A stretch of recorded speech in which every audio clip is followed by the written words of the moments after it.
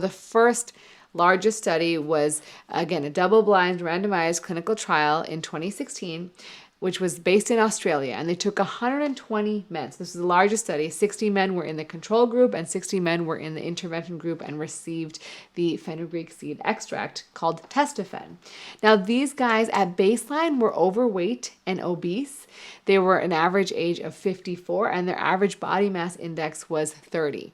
And when you design these studies, you have to look at the primary outcome. So the primary outcome of this study was particularly looking at the symptoms of androgen deficiency. And they measured this by looking at a validated questionnaire called the Aging Male Symptoms. They wanted to see, do your symptoms get better taking this medication or this supplement? They also looked at other secondary outcomes like sexual function, sex hormone concentrations, and even sleep quality. So in terms of androgen deficiency symptoms, they did find a significant difference between groups.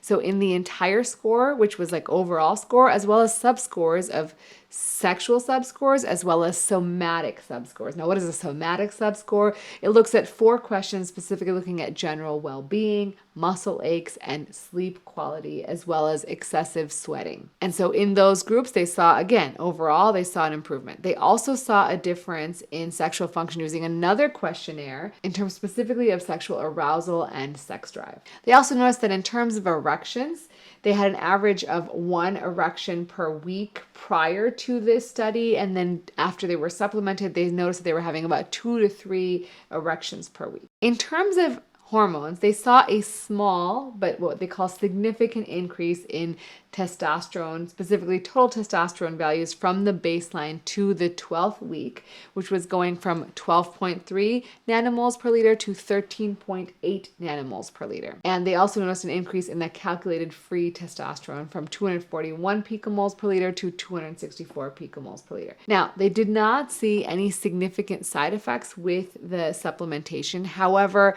less than 5% did have headaches associated with taking the supplement. So bottom line, they saw that it was safe and effective, at least reducing symptoms and improving sexual function. And they saw this slight increase in testosterone